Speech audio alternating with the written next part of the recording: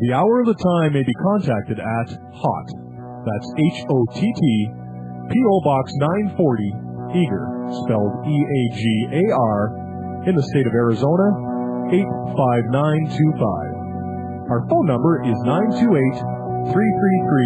928-333-2942, and our website is www.houroftheTime.com.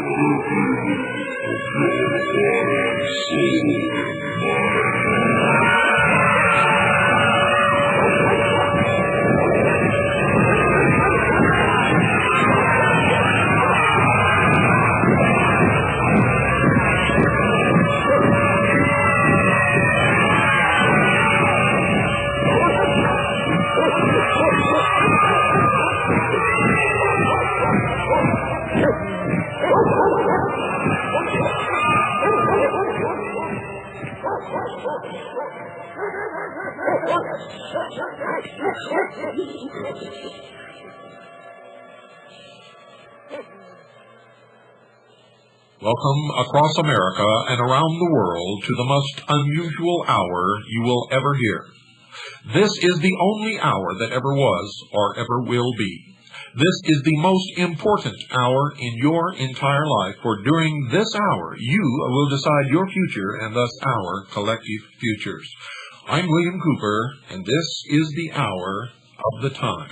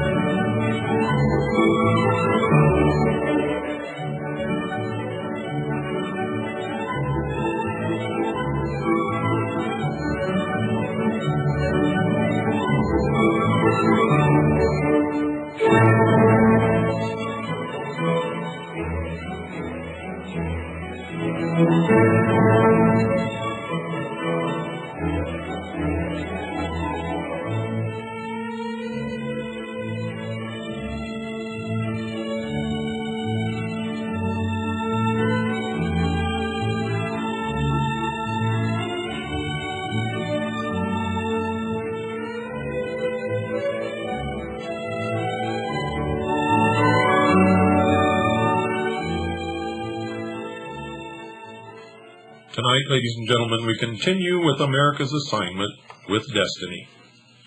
You remember we talked about the history of the religion and the mystery school of the ancient Aztecs, the Mayas, and the other American Indians of the old Americas before Europeans supposedly set foot upon these shores. As you will hear, it's entirely possible and indeed highly probable that not only Europeans, but people from the Middle East and from the continent of Africa set foot on these shores long, long before Columbus ever dreamed of reaching India by sailing toward the west.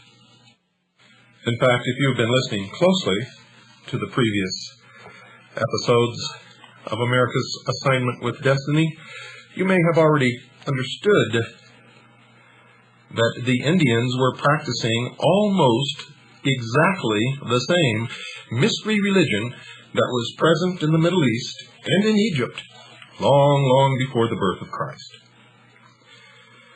Many tribes, especially the Plains Indians, believed that thunder and lightning were caused by enormous birds The rumbling sounds in the sky, accompanying storms, were due to the flapping of their wings, and the flashes of light were caused by the opening and closing of their eyes. In some groups, only one thunderbird was recognized. In other tribes, there were several of various colors, or a family of them. The appearance of the bird, or birds, is not definitely given. It might be similar to a large hawk, an eagle, or even a grouse. The thunderbird could use its wings as a bow to shoot arrows, and small meteors were believed to be the heads of these arrows. On the plains, thunderstorms were said to result from a contest between a thunderbird and a huge rattlesnake or dragon-like monster.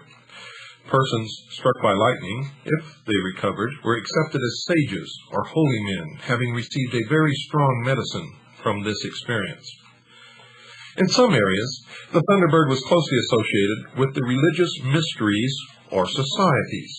Those who saw this creature in their vigils usually considered themselves as intended for a religious life. The myths and legends of the thunderbird are similar to the European and Asiatic accounts of the fabled phoenix, which you're hearing an awful lot about even today. The phoenix nested in flames and symbolized initiation and adeptship, and today it symbolizes the New World Order rising from the ashes of the old. Death and rebirth, resurrection, reincarnation, all of these are the symbols, are symbolized by the phoenix. Early drawings of the Great Seal of the United States indicate that the bird represented thereon was a phoenix, rather than the eagle that you see today. Like the Mexican coat of arms, which shows an eagle with a serpent in its claws, the American device is strongly reminiscent of a thunderbird. These creatures were also said to inhabit a sky world above the clouds and served as messengers between mortals and the heavenly beings. Farther south, the thunderbird symbol merged with the quetzal and the serpent feathered with quetzal plumes. The quetzal was identical in meaning with the phoenix of Asia, North Africa, and the Near East. The feathered serpent symbolism can be traced back to the hooded nagas, or serpent gods of India, and to the winged serpents which occur in the writings and sculpturings of the ancient Egyptians. The serpent was the messenger and servant of the Earth Mother because it dwelt below ground. For this reason, rattlesnakes were released during the snake dances in order that they might carry the petitions of the tribe to the mother who dwelt below. Birds were also carriers of tidings, and as they flew upward, they bore with them prayers to the Great Father who lived in the sky lodge. The thunderbird was the most powerful and was the lord of flying things. The thunderbird and the feathered snake were symbolical of the mysteries of the upper and lower regions. Priestly orders served this twofold cult, the secrets of which were revealed only by an internal mystical experience. Now remember the ancient Egyptian religion? They had the mysteries of the upper and lower regions, and the priestly orders served this twofold cult also, the androgynous god.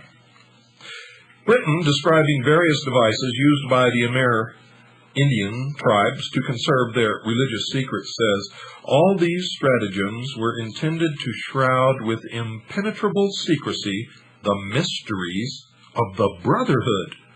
With the same motive, the priests formed societies of different grades of illumination, only to be entered by those willing to undergo trying ordeals, whose secrets were not to be revealed under the severest penalties. Now, anyone who's listened to our 26 episodes of the series on Mystery Babylon, the Mystery Schools, will recognize the exact same religious philosophy that permeated first the old Mediterranean world and northern Africa, and then through the episodes of the Crusades and the Templars was brought into Europe and persists to this day all over the world. The Algonkins had 3 such grades. Remember the 3 degrees of initiation? 3 degrees in 6 acts, or 18, 6, 6, 6. The 3 grades of the Algonkins were the Wabino, the Meda, and the Josekid, the last, of course, being the highest. To this, no white man was ever admitted. All tribes appear to have been controlled by these secret societies, just as our modern society is controlled by the mysteries today. Among the Amerindians, secret societies existed for the perpetuation and enlargement of the choicest knowledge of the tribe. Remember, at the heart and soul of the mysteries is illumination, the light, Lucifer. Lucifer, of course, is represented by the sun, which is the wisdom of the world. It represents the intellect. Remember? The Garden of Eden, the story? That Lucifer, through his agent Satan, enticed Eve and thus man to eat of the fruit of the tree of knowledge, and told them that they would not surely die, and that they would be as gods. Well, this is the promise. And with that gift of intellect that man received from Satan, indirectly from Lucifer, man himself will become God. This is the heart and soul of the mystery schools. There were war associations, healing cults, and fraternities concerned with the religious mysteries, the keeping of records, and the dramatization of myths. There were ethical societies, orders of mirth makers, fire walkers, and hunters presided over by elders who had distinguishing regalia. Women frequently became leaders of these groups. Among the Pueblo Indians, there were often a dozen or more societies in one village. While their objectives were not always parallel, there was no friction among the memberships, and they united in all common responsibilities. The Indian was always a tolerant man on the subject of spiritual convictions. He never inquired as to the faith of his guest, but expected that every true believer would conduct himself in an honorable way. He respected the rights of strangers, and if he did not share in them or did not understand their meanings, he kept a respectful silence. The reference to the dramatization of myths suggests that a number of Indian tribes were practicing the same methods of presenting religious mysteries that were employed by the Greeks and the Egyptians.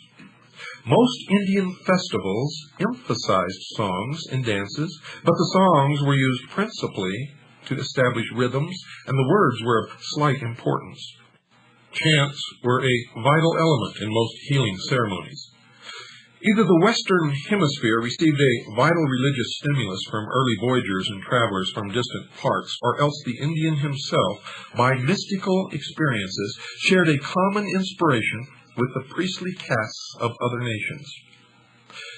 The psychologist would probably assume that the esoteric tradition originated in the spiritual needs of the human being, regardless of his race or place of habitation. But that does not fit any test of common sense. In fact, it's ludicrous. The search for reality gradually brought into being specialized groups of intensive truth seekers, and these groups produced their own leaders, and such wise men and women were acknowledged as divinely inspired, received spontaneous admiration and devotion, were obeyed for their superior endowments, and gradually became a priestly caste. As civilization enlarged the temporal state of the tribe, the religious societies grew to become powerful institutions, as in Central America.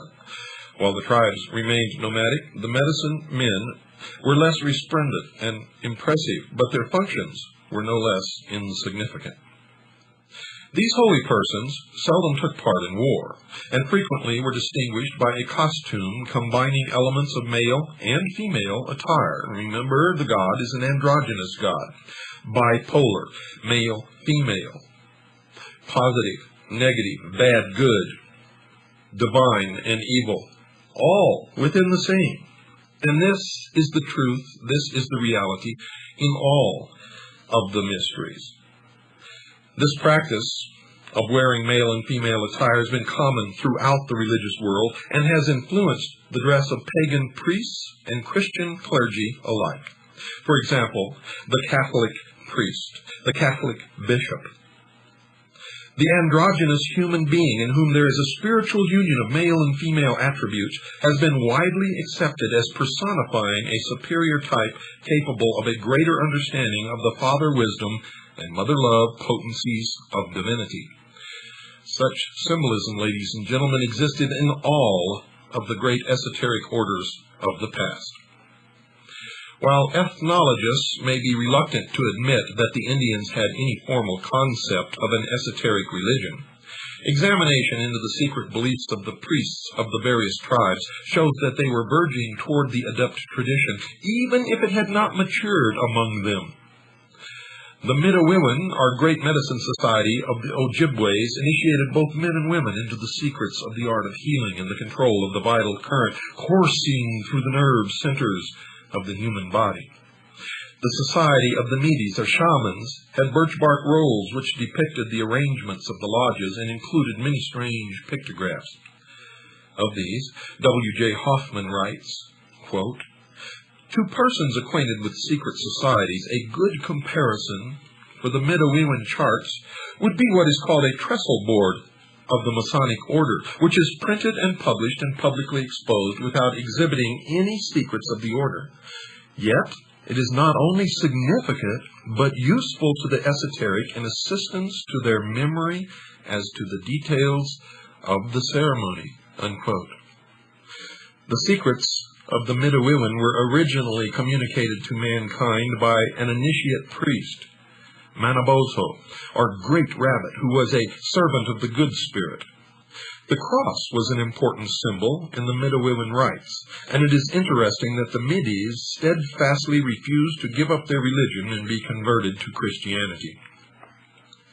The controversy as to the possible Masonic significance of the Midewiwin rites may be noted, but has slight bearing upon the essential facts. Although the birch bark rolls have bestowed prominence upon the activities of this society, other tribes practiced equally significant rituals and ceremonies. Candidates advanced through 4 degrees, traveling toward the east. And where have you heard that before, steady listeners? And the lodge rooms were enclosures open to the sky and connecting with each other through doors and passageways so that they could look upon the celestial sphere. The neophyte was tested and subjected to trials and hazards, and also was presented with a sequence of visual arrangements of symbols and other esoteric paraphernalia. The purpose of the Great Medicine Society was to enlighten the human mind and soul and to bind the initiates to the service of their people. It included a method for stimulating extrasensory perceptions and a personal investigation into the secrets of nature. In 1919, Arthur C. Parker was invited into a secret lodge of the Senecas to witness their ceremonies. Here he heard the legend of Red Hand, a culture hero who could hold conversation with the Great Mystery. From the Great Mystery he learned to love all the creatures of the earth, and he spoke the language of the birds and animals. Red Hand was slain by a poisoned arrow because he would not reveal to his assassin the secret of his spiritual power. The animals, discovering by the power of scent that their brother friend had been killed, gathered in council about his body to find a means of bringing him back to life. Each of the creatures gave part of himself to restore Red Hand to the living. At last the bear came forward, and grasping the hand of the martyred hero, raised him by the strong grip of his paw. Those acquainted with the ritual of the 3rd degree of the Blue Lodge of Freemasonry will realize that this story must have originated among the rituals of the esoteric schools, because it is the exact same ceremony of the raising of the Master Mason at the end of the initiation of the 3rd degree by the grip of the lion's paw. Mr. Parker himself, a 32nd degree Freemason, sums up the account of his experience in the rites of the Senecas thusly, quote, "Little has been told. The door has only been held ajar the slightest space, and no secrets have been revealed. There were feather wands and deerskins, but no purple robes or crowns. Yet who shall say that the Senecas have not the thread of the legend of Osiris, or that they have not an inherent Freemasonry? Unquote. And indeed, who can say? In the area centering in what is now New York State and extending north and south a considerable distance, the 5, later 6 nations comprising the Iroquois League attained a high state of social and political integrity. The 2 great leaders of these Amerinds were Daganoweda and Hiawatha. It is impossible to study the life of Daganoweda, whose coming was announced by a mysterious visitor from the heaven world, without realizing that he fulfilled all the requirements of the adept tradition. Daganoweda was born of an immaculate conception. Let me say that again for you folks. Daganoweda was born of an immaculate conception, possessed the power to work miracles, prayed and fasted, practiced the vigils, was confirmed in his mission by the Great Father, and passed through numerous trials and persecutions. Hiawatha became his first and most distinguished disciple, and these 2, working together, sought to establish everlasting peace among their peoples. The founder of the Inca dynasty of Peru was the initiate statesman Manco Capac, who flourished in the 11th century A.D. He reformed the social and religious life of the tribes of the Aymara Quichua race in the capital city of Cuzco, which he built. Manco Capac established the religion of the sun. He was a statesman of ability and claimed to be a direct descendant of the sun god. The empire of the Incas, which he founded, is remembered especially for its experiments in socialized living. Peru has the distinction of having cradled the first successful utopia. And folks, I would argue with that. If it was so successful, where is it today? Manly P. Hall probably would disagree with that, saying that for its time, it was a successful utopia. Utopia means perfect, folks. It means the best. It means the fulfillment of all the ideals. It could never pass away if it was, in fact, a successful utopia. And that's the problem with these priests of the mystery religion and their dream of a world utopia made up of imperfect men, ruled by imperfect men who have other agendas, who have selfishness, who covet, who steal and lie. We all struggle with those things every day. Anyone who stands before me and tells me that they do not struggle with these imperfections of man and with the temptations of the material world and of the flesh, then I see before me a liar. Manco Capac emerges as one of the world's outstanding social reformers, with a vision thousands of years ahead of his time. He is said to have brought with him to Peru a divine bird and a sacred wicker hamper.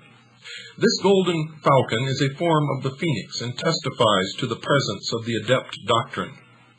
Manco Capac combines in his own person the offices of priest and king, like the Melchizedeks of Christian mysticism. Christian mysticism? Oh yes, ladies and gentlemen, you didn't know this, but Christianity started out as a secret society, and later was even named the Friendly Open Secret Society. It wasn't open at all, and it had degrees of initiation which exist in the priesthood even today. Although some historians may be a trifle impulsive when they suggest that Manco Capac was a Buddhist priest, there can be no doubt that the Peruvian culture was heavily influenced by symbols, rituals, and philosophical elements usually associated with the Trans-Himalayan area of Central Asia.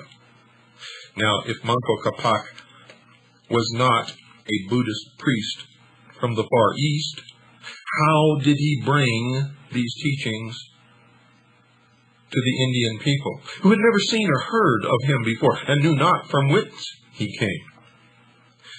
In Daganoweda, with his great league, Quetzalcoatl, Kulkulkan, and his splendid socialized empires in Mexico and Central America, and Manco Capac, and the communal system which he set up in Peru, we have three clear and definite accounts of initiate leaders establishing schools of esoteric doctrines in the Western Hemisphere. From a consideration of their attainments and the systems which they inaugurated, we can come to but one conclusion, ladies and gentlemen. The mystery schools of antiquity were represented in the Americas by institutions identical in principle and in purpose with those of Asia and the Mediterranean countries. How could this be? How indeed? Is it true that at one time, according to the theory of plate tectonics, that all of the continents were together in one, and that there was free interchange and activity conducted between all of the peoples of the earth? Were they indeed at one time ruled by one great ruler in one great city? And was there at one time one great continent in the whole world known as Atlantis? And was the scattering of the peoples and the mixing of the languages and the tangling of the tongues described in the Bible, was this merely the breakup of that one continent as the plate tectonics began to move away from each other, as the earth's crust shrank and molten magma compressed below began to push up and separate the pieces of land from each other? Was this the scattering of the peoples? Was this the destruction of the Tower of Babel? Was this the real truth of what happened in history? It doesn't say that here. This is what has come to mind in my own research, and may account for many of the legends of all the peoples of the earth. We have much more study to do, much more putting together of the pieces of the puzzle. But folks, of all the studies that have ever been made, we believe that our conclusions are probably closer to the truth than anyone else has ever come. In any case, we hope we are, and if we're not, we certainly will pick up the thread of truth wherever it leads us, and if we turn out to be wrong, you will be the first to hear it. But it appears to us that at one time, all of the peoples of the world had a common source of religion and knowledge, and that somehow these people were scattered over the earth and lost their contact with each other and lost their contact with the source of their religion and their knowledge. And even though some of the portions of their society and some of their religions may differ slightly, at the heart and core of all of them, they are the same. And that is what is important, that you understand that somehow the great mystery religions and the great societies that existed in ancient Egypt and Mesopotamia and Greece and eventually in Europe were nothing new to the peoples who lived in South America and North America and on the Asian continent. And the mysteries were even known to the Aboriginals on the continent of Australia, in the islands of New Guinea, in the rainforests of the Amazon jungle. So you see, folks, what we are talking about here is not the story of one sacrificed king, but the story existed amongst all peoples in all areas of all the islands and continents and lands of the world. To all peoples there appeared a man who taught the same teachings, who experienced the same persecutions and ultimately the same death, the sacrificed king, that we in the Western world have always known as Jesus Christ. Was it the same man who appeared to all peoples?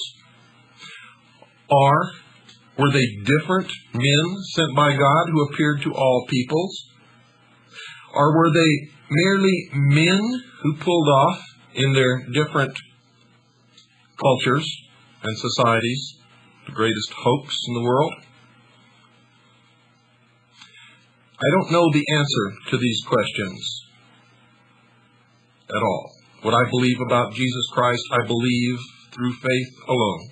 For indeed, no one has ever been able to even prove that the man really lived and walked upon the face of this earth in the Middle East, and I'm speaking of the man that we know as Jesus Christ, and not all of the other people who appeared to various cultures and various societies in the world who fulfilled the same role to those people.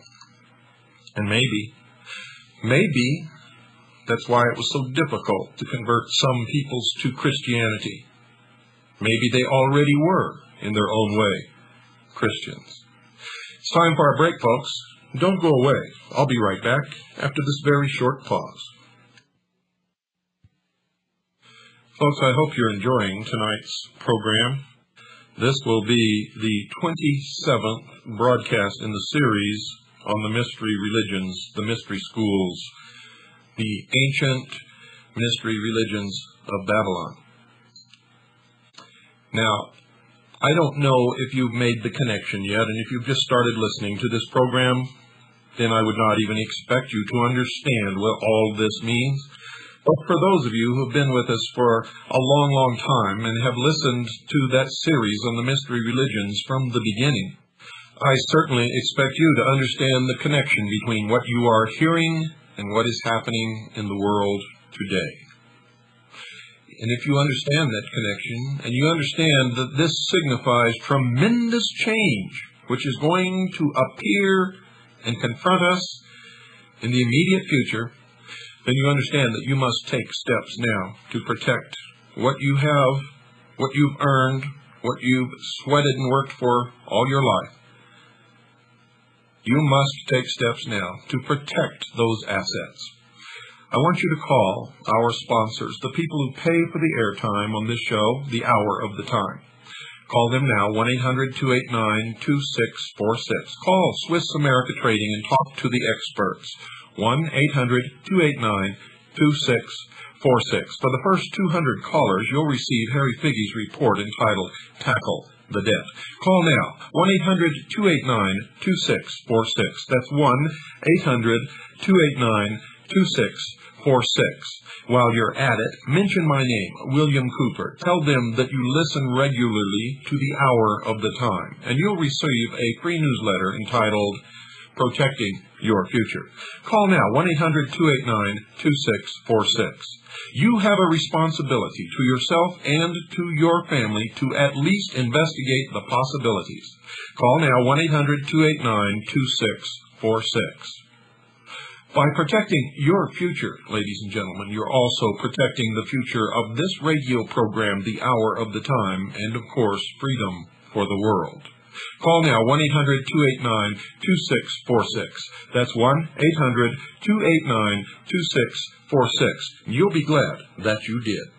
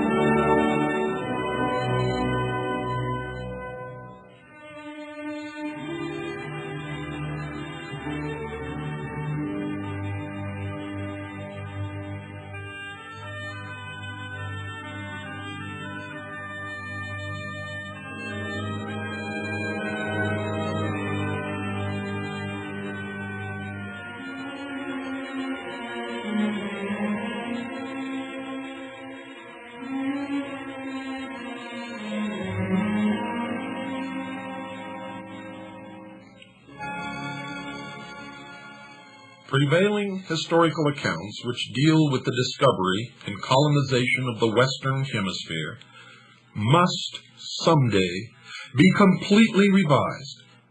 Modern scholars have accepted without proper reflection a fabrication of lies, fashioned to deceive and to prevent the recognition of facts which are detrimental, even dangerous to the ulterior motives of very, very powerful interests. Time, ladies and gentlemen, will reveal that the continent now known as America was actually discovered and to a considerable degree explored more than 1,000 years before the beginning of the Christian era. The true story was in the keeping of the mystery schools and passed from them to the secret societies of the medieval world. The esoteric orders of Europe, Asia, and the Near East were in at least irregular communication with the priesthoods of the more advanced Amerindian nations. Plans for the development of the Western Hemisphere were formulated in Alexandria, Mecca, Delhi, and Lhasa long before most European statesmen were aware of the great utopian program. For reference to that, see The Mystery of Columbus by Jennings C. Wise. The explorers who opened the New World operated from a master plan, the same plan that is in operation today, and they were agents of rediscovery rather than discoverers. Very little is known, folks, about the origin, lives, characters, and policies of these intrepid adventurers. Although they lived in a century amply provided with historians and biographers, these saw fit either to remain silent or to invent plausible accounts without substance. Does it not seem remarkable that no one is certain whether Christopher Columbus was actually an English prince, a Greek nobleman, or a Genoese sea captain? Was he granted arms without any examination into his ancestry, something that was unheard of in that day? Why is it so difficult to ascertain the real name of the man known as Amerigo Vespucci? Who was John Cabot, whose life and exploits are but fragments rather than the sober records of a distinguished citizen? If these men were what they seemed to be, there could have been no advantage gained by such elaborate concealment. If there was a mystery, that which was hidden must have been regarded as valuable. Plato described the vast continent of Atlantis, which sank beneath the oceans as the result of a seismic cataclysm. Now, there are several possible interpretations of Plato's account. The lost Atlantis could represent a submerged body of knowledge drowned in a sea of forgetfulness. This would explain and justify Bacon's restoration of the fable, which was nothing more than bringing into light matters long hidden. According to the Critias, the oceans became so agitated and laden with mud and slime that navigation to the west ceased. Sailors feared to go beyond the Pillars of Hercules toward those Hesperic isles sacred to the mysteries. Even had Christian nations dared to violate the edicts of the sacred schools, such audacity would have been held in check by the power of Islam, seated in the Holy House at Cairo, and the edicts of Lhasa backed by the armed strength of the Mongol Empire. The East agreed to preserve the boundaries of Europe if the European states would bind themselves in a solemn alliance to refrain from exploiting the resources of the Western Hemisphere. Now, why would they insist upon that agreement when no one knew anything about the Western Hemisphere, at least to the public eye? Fear of a terrible retribution from beyond the walls of Gog and Magog prevented the popes from violating their agreement, and without the leadership of the church, the great families dared not engage in private projects. When the appointed hour came, the secret societies selected their own agents to initiate the program of exploration, and thus began America's secret assignment with destiny. Was Columbus then working, asks Grace A. Findler, either as an individual or as a chosen representative of secret societies to bring into expression the old utopian ideals and to directionalize them across the seas? Certainly, this would go far to explain the charges of traitor, the seizure of all his books and papers, the destruction of all portraiture and likenesses, even to the usual mortuary busts and arms, and the complete disappearance of many of his literary works, including the Journal of the First Voyage and the Book of the Second Voyage. All this, ladies and gentlemen, would then have been mere inquisitional routine with the rewriting of his biography, more or less both of political necessity and, of course, a holy duty. See the book for more on this, called New Truths About Columbus. Campanella, in his Civitas Solis, caused a Genoese sea captain to be the guest of the Grand Master of the Knights Hospitallers. When Columbus, on the occasion of his first landfall, raised the standard of Castile, he also planted a banner of his own consisting of a green cross on a white field. Was this a device of the Knights Templars? You bet your booties it was. The formal education of the man who called himself Christopher Columbus has been the subject of much speculation. The navigator wrote in 1501 that during his many voyages to all parts of the world, he had met learned men of various races and sects, and had endeavored to see all books of cosmography, history, and philosophy, and of other sciences. Now, if the admiral had seriously endeavored to examine early works on navigation, he undoubtedly had noted the references, brief but significant, by Homer, Solon, Aristotle, Pliny, and other ancient authors to, quote, distant lands beyond the great oceans, unquote. Plutarch's voyagers must have explored vast areas, and Verplanck Colvin summarizes the old accounts thus, quote, in the days of Homer, or rather before his time, navigators traveled thousands of miles out into the Atlantic and back across it. They were guided in their voyages by the stars, unquote. For reference to that, see geographical and mathematical discussions of Plutarch's accounts of ancient voyages to the New World. Remember, folks, remember my admonition, don't believe anything that you hear on this program unless you go research it for yourself and verify that it is indeed true. This is one of the greatest secrets that have been held by the mysteries for thousands of years. This needs to be brought to light, for I believe wholeheartedly that this is the truth of the matter, and my research has indicated to me that it is nothing else but the truth. One group of authorities considers it probable that Columbus was little better than an illiterate sailor, and that his rudiments of learning were derived from a guild school supposed to have been established by the weavers of the city of Genoa. The opposing faction of historians insists that Columbus possessed considerable scholarship even before his celebrated journey. According to Henry Haristi, an outstanding writer on the Columbus mystery, the navigator left 97 manuscripts and over 25,000 marginalia, which may be considered a remarkable achievement for an illiterate. How many illiterates do you know who have ever written anything? Much less 97 manuscripts and over 25,000 marginalia. The truth is that the admiral cannot be explained without reference to the secret societies, which were the peculiar custodians of the exact information which he required. They were, and are, and always will be, unless the sheeple of the world wake up to the fact, the guardians of the secrets of the ages. The religious and mystical inclinations of the great discoverer are mentioned by most of his biographers. At times, Columbus dressed in a plain robe and girdle similar to the costume of the Franciscan order.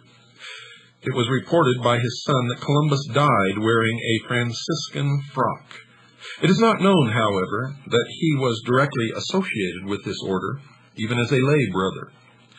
Several religious groups of the times, including fraternities known to be connected with the esoteric tradition favored this kind of habit.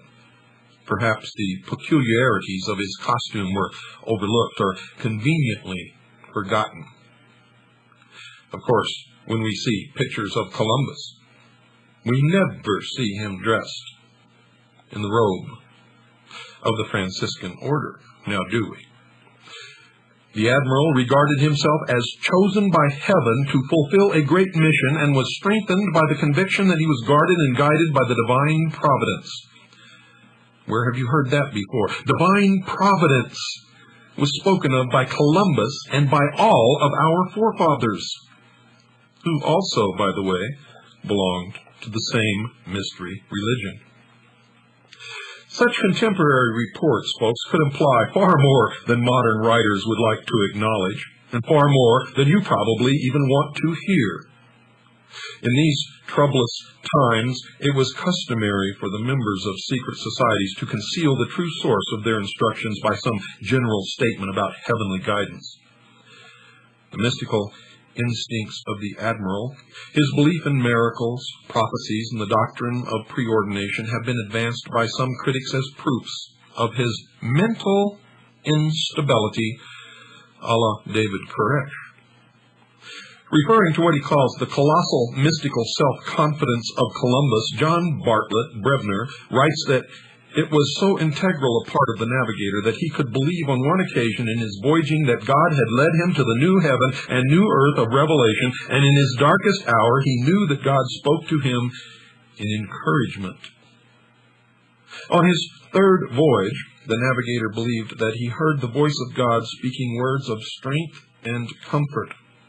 On his fourth voyage, when great emergencies threatened the entire enterprise, the admiral fell into a trance and a voice spoke to him and said, quote, "O fool, and slow to believe and to serve thy God, the God of all, what did he do more for Moses or for David, his servant, than he has done for thee?" Unquote. For reference to that, see the book called The Explorers of North America. Columbus, folks, may have been a disciple or student of the illuminated Raymond Lully. There is a persistent rumor to this effect. He was also involved with a group perpetuating the political convictions of Dante. The following tribute to the Italian poet is indicative and stimulating. Quote, "Dante himself was a member of the Albigensian Church, and it is said for a number of years officiated as pastor of that powerful organization in various European cities. He was a friend of Roger Bacon and an associate and advisor of powerful leaders in the ancient order of the Temple, which was at the date of his death, while apparently at the summit of its power, actually nearing its own disastrous end. Dante is said to have been an initiate of the esoteric doctrines of the Templars. Columbus made use of ciphers and cryptic allegorical expressions and figures of speech. While such ciphers are known to exist in his manuscripts, no systematic effort to decode them has come to public attention. Cecil Jane conjectured that Columbus in his cryptic signatures made use of something resembling a Baconian cipher intended to convey information which could not be directly communicated and to supply the clue to a secret otherwise carefully concealed. See the book entitled Contemporary Historical Review, Volume 1, 37.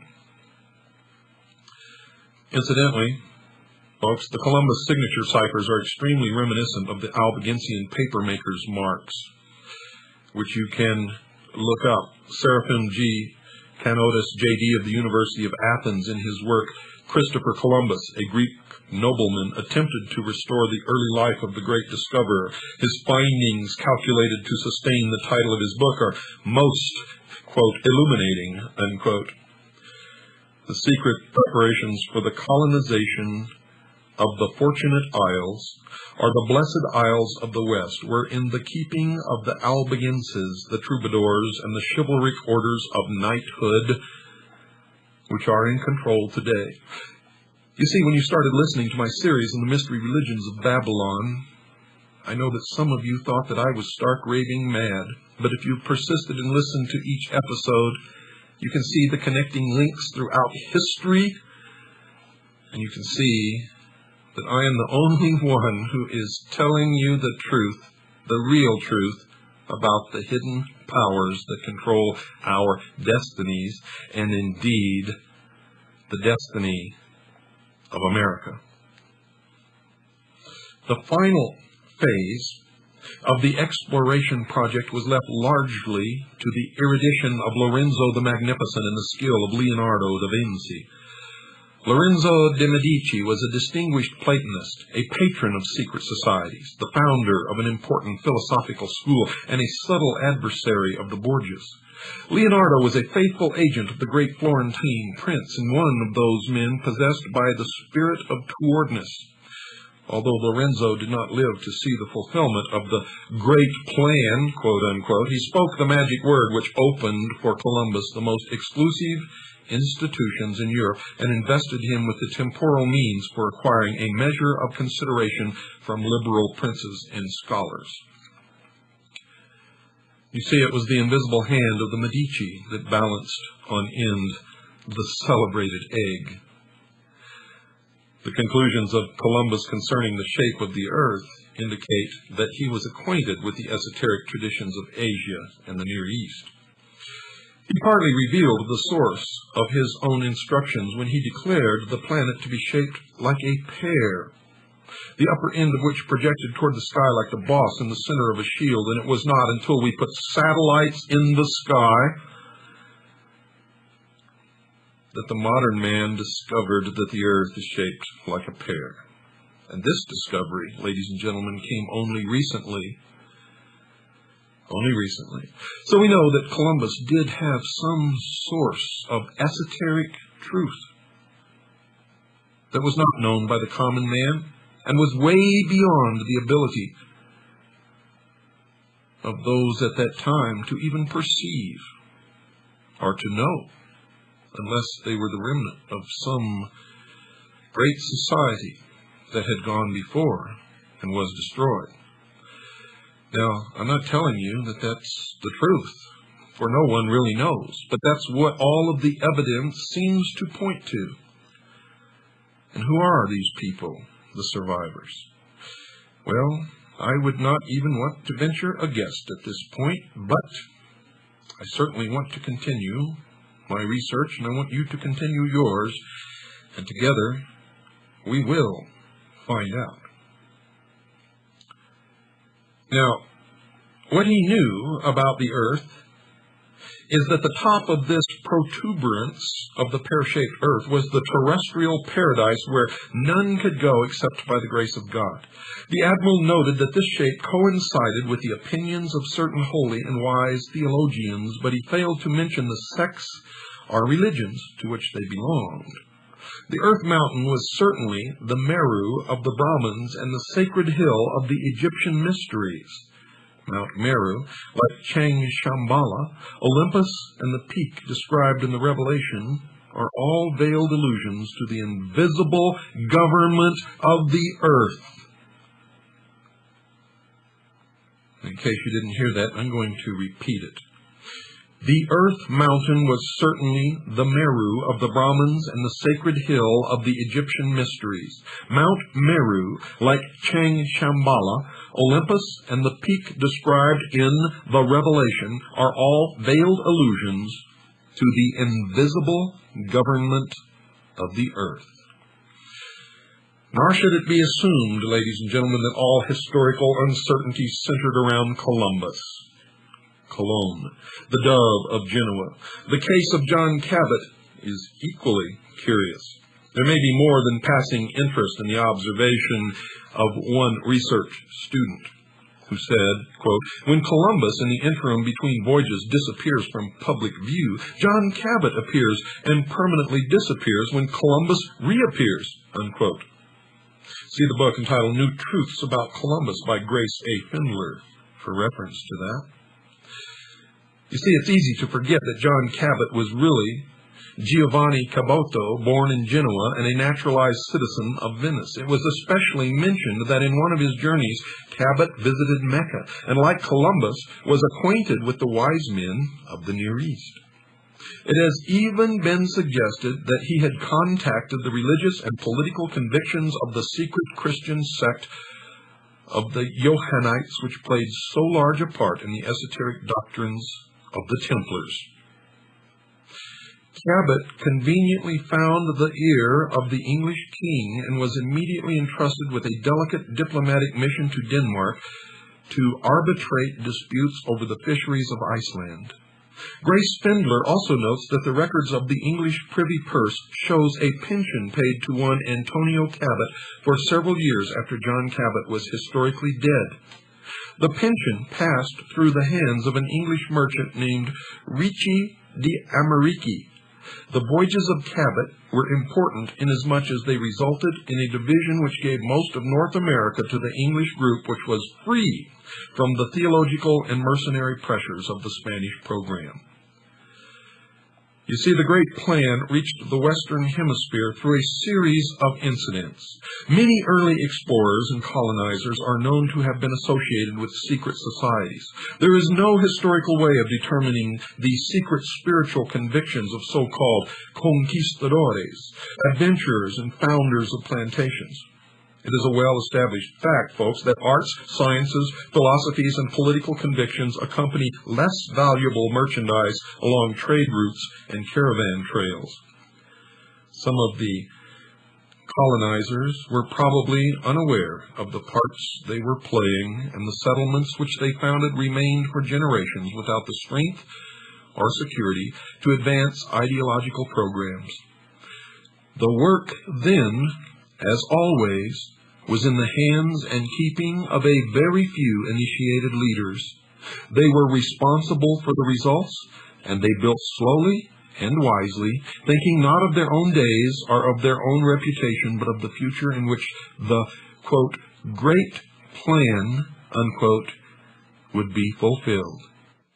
You all of you out there listening all around the world, have such unlimited potential. If only your own personal handsome prince or princess could deliver to your lips that magic kiss that would wake you from your profound sleep. Good night, and God bless you all.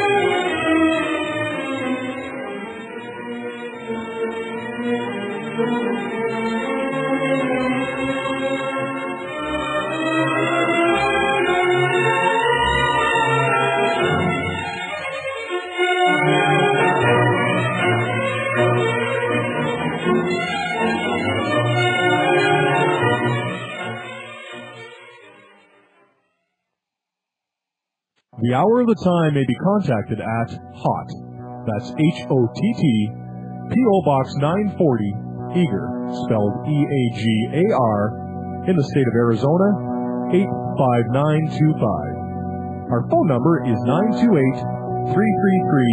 928-333-2942, and our website is www.houroftheTime.com.